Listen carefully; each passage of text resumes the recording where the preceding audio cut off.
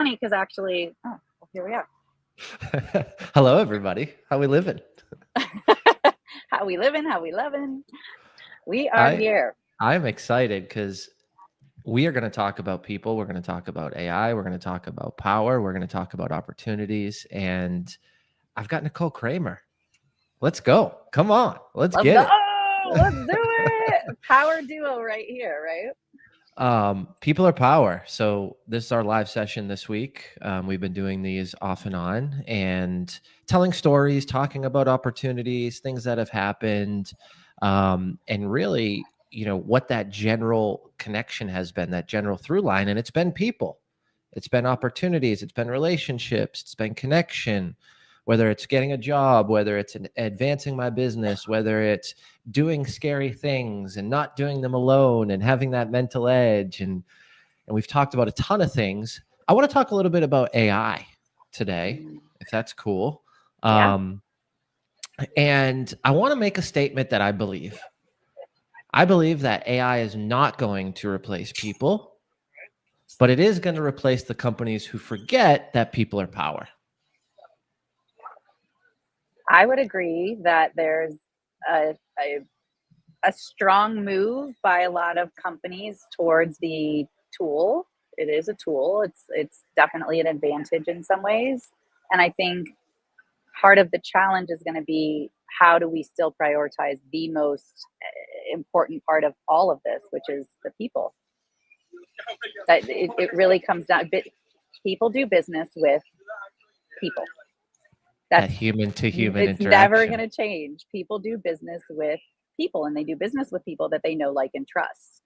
And I would say the know, like, and trust factor has never been more important than it is now. I've talked to so many people lately who are just, you can see when something's AI created, and they immediately are turned off if it's an email that they received or a post, a social media post that goes up, which I think you could argue too, those are still probably generated by a person that put their thought into it, but there's certain tells, right, that it was created by AI. And I think trusting and connecting are going to be two things that are going to continue to grow in importance. I couldn't agree more. Well, as you were saying that, it was kind of coming up. Like one of the speakers at a conference I spoke at in Key West recently, he had talked about how he works a lot and travels, and he went to AI and was like, I need to send my wife a nice text message. I'm traveling, she's got the kids, all this stuff. And he sent it to her and she was like, don't send me this AI bullshit. And it was like, there's definitely a time and a place for the tool, but is that the time and the place, right? Where someone can recognize it, where someone can say, is this really genuine? And this doesn't sound like you because I know you, right? You're my husband or you're my wife, or, we've got kids together, whatever their scenario was. But I think we can identify it. And the more we use it, the more we're going to identify it. So are we really connecting deeply, or does it come back to that person, to that relationship, to that trust level? And would you, and I think the question is would you trust a family member or a close friend with your most valuable possession, or would you trust a software or a hardware? And in most cases, we're buying products or services that are extremely important for us to get to our biggest prized possession, our dream, our future, our goal, our vision. So I do think that there's a lot of trust in it, even if it is just buying this product that gets me one step closer, whether it's $5 or 5,000, there's still that trust factor, right? We don't want to waste money. We've been taught our whole life to make the right decisions with our money and our finances. Yeah. Yeah. I think that, again, it's the word that it's going to continue to be the buzzword, trust, because how do you actually develop trust? You have to have levels of empathy and understanding and connecting. And AI is still just a tool that does not have any of those human qualities. And so that's never going to go away. That it's a tool, but it can't ultimately truly connect in the way a human to a human can connect. And I know that's what you're all about, right? It's the human connection. That's what I'm all about. And that's good news for all of us. The good news is AI is an amazing tool, and it's never been more important for us to know how to interact with other humans, communicate with other humans, and really show up for other humans in a way that those tools can't. That's the differentiator. A lot of those tools can do a lot of those things, but you're exactly right. How does it know when to show up? You've got to put the input to get the output. So if you don't know the input, or you don't have the thought process to understand how to talk to it, how to set it up, then it's not going to help at all. Right. And I think that's something where someone was telling me, well, Jim, AI can do all my content. I'm like, it totally can do all your content. Who's giving it the input on the ideas? They're like, well, I'm going to have it reference this or reference that, or, I like this person's content, so I'll upload some of their stuff. I'm like, yeah, totally makes sense. But at what point are you putting out content that speaks to your heart and your soul, that's going to connect with people, or noise? Right. So yeah. I can create any persona right now with the right prompts and AI, but is that persona speak to who I am as a human and connect with the people that I want to connect with? It's almost like AI can allow us to wear a mask and show up differently than we truly are. But at what point does that mask get broken down? At what point do you fumble and can't cash the check that you wrote because AI wrote it, not you?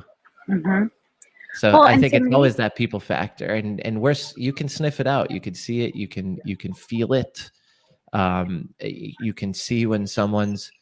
It's very similar to almost like reading from a teleprompter. When you see someone and they're just going back and forth line by line, it's like very similar to how they show up in their business. It's almost like they're reading a script that's not theirs. That's it. That's exactly it. And you use the N word, noise, which to me is exactly what a lot of it starts to become. And I don't know, the question I always ask is, at what point do we all just stop reading everything? Because it's not real. It's just all generated by a computer. It doesn't really truly feel connected. It doesn't feel like it came from its original source. It's like, it's just noise. It's just because what are we trying to do? Create more content at scale so that who can read it?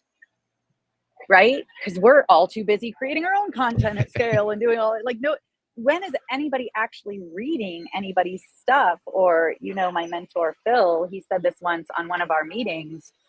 There was a group of us that had gotten together for the meeting, and probably half of us had shown up. The other half had sent their AI note takers.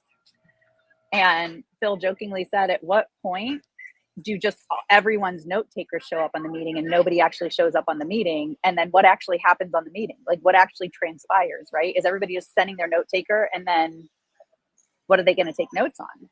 Yeah. And that was, we laughed about it, but it was like, oh, that's so true. Like we're sending these assistants, these bots, to go do all this stuff for us. But it's like, if a tree falls in the woods, does it make a noise? I don't know. If nobody shows up but AI note takers, did the meeting actually happen? Well, I also think, a meeting should be digesting immediate thoughts based on what you've brought to the table with your experience, with your insights. And, some of those miracle moments in meetings come from a disruptive statement or a disruptive pattern to my thought process, where then I say something that I never even would have thought about, but it was that interaction. It was the emotion. It was the energy in the room. Like, I was just talking to Brock Zevan, who just threw that conference in Key West. And I'm like, dude, we're on Zoom, right? He's in Charlotte. I'm in Nashville, and we're chatting about it, and we're going through things, and excited that we're going to bring an event here to Nashville in January and all these things. And his excitement, like, I knew what we were talking about. I knew what we were going to dive into. I had a plan. He had a plan, but his excitement changed the whole conversation. Like, I left there and I'm like, I feel like I just drank a 24-ounce vanilla latte, like 3 shots of espresso. You know what I mean? Yeah. And it was because the energy, and it was like, At what point can a robot do that? Probably now, today, but is it real? Can you feel it? Is it authentic energy? Yeah. I think that's just a conversation in itself, right? Like Yeah. reproduced rather than natural.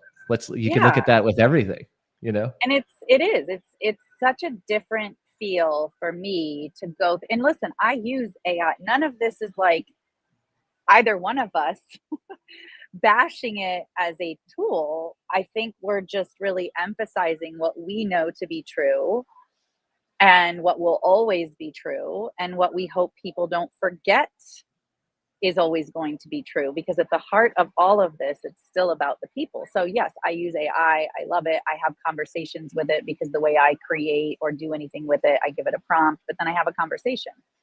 It still feels different though when I'm having a conversation with AI versus actually having that conversation with a human being.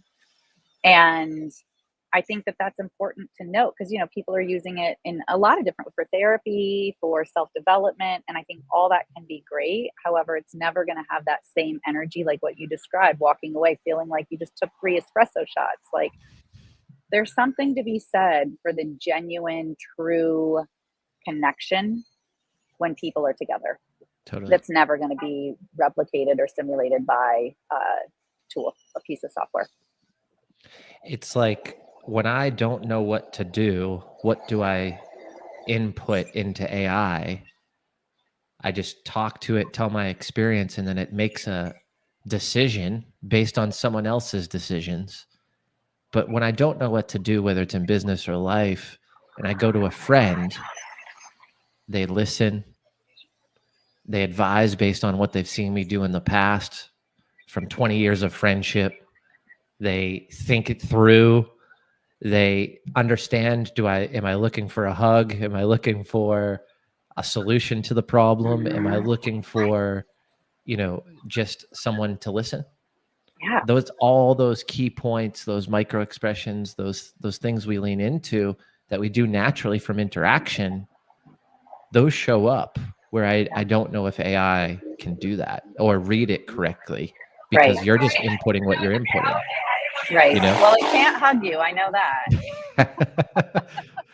Not yet. It'd be a little weird. I don't know, hugging your computer. Yeah, and again, I think the message is like, cool, it's great for a lot of things, but let's not alienate the thing that's the most important. And in order to have that human connection and have it create opportunities and experiences, we want to know how to communicate. We want to know how to show up for people. And again, that's just never going to go away. It's never going to not be a part of the process. People buy from people. People want to do business with people. And use it for what it's worth to give you advantages in certain ways, but don't alienate the thing that is really what it's all about. That connection, that human piece. Yeah, exactly it. When it comes to people and power and some of your relationships, how are you leaning in to leverage people as power? So, for instance, someone had recently asked me in Impact Effect, they said, I've got these great relationships, but I don't really know how to lean into this person. I need help. I want to ask them, can they help me with this? They're an expert in it, but I don't really know how to lean into it. And I said, well, for me, it's a thought of, have I given this person value? Yep. Is there an exchange here before I even think about leaning into it? Yes. What comes to mind when I ask you that question? I'll tell a funny story first that came to mind when you were saying it. I had a friend when I lived in Southern California that, without question, if I needed a ride to the airport, every time. And here's why. She said, I never want to question my ask. And if I am always the person who's available to drive someone else to the airport, then I have zero qualms or hesitation about asking somebody else, because I've taken them 5 times and I'm happy to do it more times than they would ever take me. But I just want to have the option and I want to feel comfortable doing it. Now, it's a little bit of a different situation, right? We're talking about airport rides, but it's the same thing. So like, when you want to ask somebody for something, you said it, Jim, have you given some value in some way? Have you contributed? Have you offered, right? Like maybe just make it a habit every day to reach out to a couple of people. Hey, how can I support you today? How can I be a resource for you today? And if you just make that your habit and you're always doing that, when you need something, you're not going to think twice about reaching out because you know you've always been that person. And Gary Vee said it in one of his books that I read. It was a little ratio that he gave, and it was jab, jab, jab, punch. And he said, that's your ratio in business. Give, give, give, ask.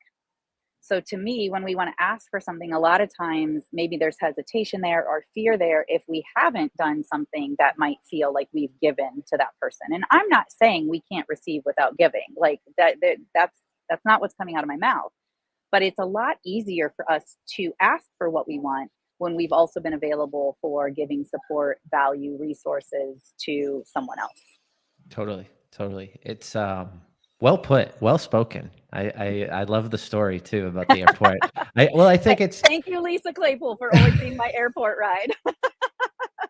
And even there were times where I was like, no, I'm just going to take an Uber. She's like, let me take you. I'm like, I don't want to take you. She's like, I don't care. I would be honest. I'm like, I don't want to take you. And it wasn't like I didn't want to help her out. Yeah. It was just, I knew I was busy or I had things going on. I'm like, I can't take you. She's like, that's okay. She was always that person. It's that comfort though for it. It's providing value to you, but it's also the comfort of safety, the comfort of, I want to show up. I want to show up. I want to show up. And then knowing that you've built a network that could show up for you, right? Yes. Like that's safe. That's comfortable. That feels good. Trust.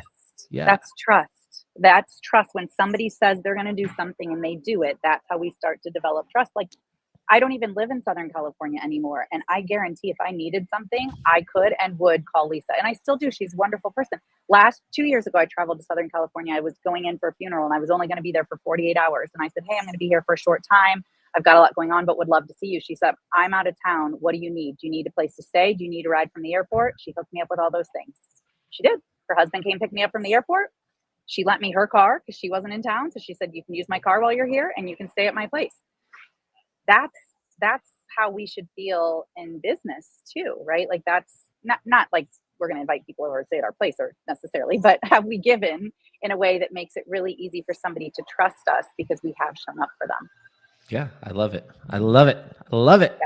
Yeah. It's got to align for both people. And I think if you're doing it, knowing if you're going to help someone, help them because you want to help them. Right. And then I love the fact that you said, she's like, I don't care if I've given you 5 rides. I just need to know that you'll give me one when I need it. And I think we keep score in life a lot, and we keep score in relationships, whether it's an intimate relationship, whether it's a platonic relationship, whether it's a friendship, whether it's a family relationship or bond. And we keep score. And every time I've kept score, especially in relationships, it hasn't served me and it hasn't served the other person. It's not a winning strategy. It's not. And it happens. Depending on what you're measuring and how you're measuring it. To me, it's not a winning strategy in relationships and connection and building trust. A human's not a spreadsheet. A human's not a balancing act. A human's not, a scale where equal. It weighs. Like, yeah. And, and maybe this is a way that people could see what we're talking about a little bit differently too. What it turned into for Lisa and I was, given LA traffic the way that it is, 40 minutes of catch-up time, of connection time, of enjoying each other's company. Even if we were sitting in a car on our way to the airport, it was time where in our busy days, we had fun and caught up and laughed a little bit. So could there be areas in your business where that could be designed in a way that it's not about any agenda? It's not about like, this has to turn into something. I remember when I first started in sales, I would go to networking events and people at my company would be like, well, what did you get? Did you get cards? Did it turn into something? Did you get business from it? And it's like, I just talked to some people. Can I do that? Like, what if it really could be, not really a specific agenda, but just an opportunity to be with the other person. I love that. I mean, I just went on a ride with a friend, right? 16 hours down from Charlotte to Key West. We came back, stopped in Miami, Charleston, South Carolina. And there was no agenda to that, right? Mhm. It was just a great time to catch up. And it was like, well, Mhm. hey, let's do this. And I'm going to be here. And, I saw you're speaking there. And there's just all these other things that came from it, but there was no agenda, right? And it Mhm. was also something where I didn't even think this person was into personal Mhm. development and these types of things. So to have them experience what I'm doing in my world and Yeah. bring them in. Like, I didn't even expect him to come to the conference. I thought he'd be in just Key West hanging out, and he came to the VIP event. Nice. Um, and it's just these amazing things that can happen when you spend that time with folks, Yeah. whether it's Exactly. business, whether it's personal, whether it's mindset, whatever it is, people are Exactly. power.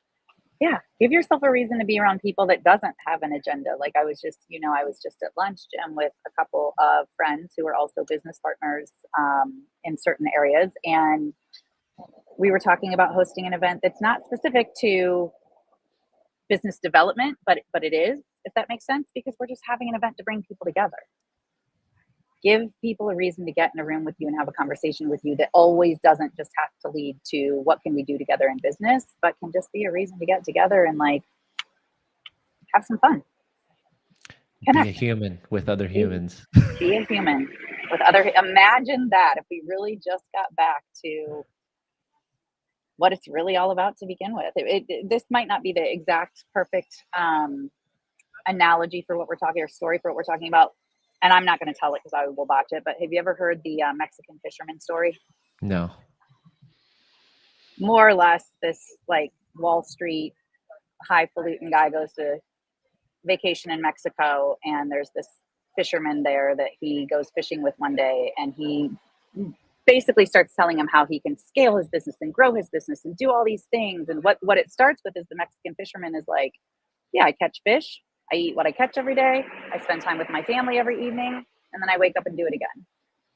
And the New Yorker's like, well, no, you could scale it. You could have other fishermen that are working for you. You could sell the fish. You could do this and you could do that. Da, da, da, da. And after the whole story goes through, just go look at, if you're listening to this, go look it up. Do not let me be the version of this story for you.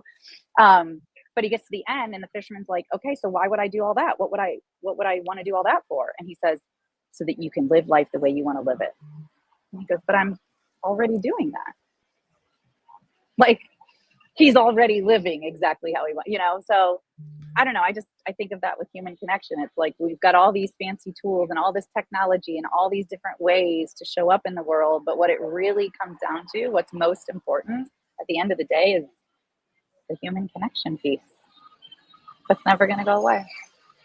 Who's going to be on the top of the mountains when you're riding high with you celebrating, and who's going to be deep down in the valleys, in the mud and in the dirt when things aren't going the way you wished, wanted, or planned for? That's the human connection piece, whether it's business, whether it's financial, whether it's health, right? Like, a friend of mine just lost someone close to them. Another friend of mine just lost a friend that was in their 30s, right? So it could be all these things Yeah. that can affect our emotional operating system. And we go to people, we go to relationships, we go to those folks we trust, not those things. Right. So I love it. Yeah. Always a great Yeah. conversation with you, Nicole Cramer. Gets me fired up talking about that authentic Likewise. energy. Let's go. Yes. Feel like we just drank a bunch of espressos. Woo! Yeah. Extra tall vanilla latte. Come on. I love it. I love it. Well, if you were here with us, please let us know what a favorite takeaway was, what's something that really resonated with you. Thoughts grow stronger when shared. We'd love to see comments if you were a part of this with us. So thank you for being a part of this conversation, being connected with us today. Yeah. We'll see y'all soon. Take Bye, care. everybody.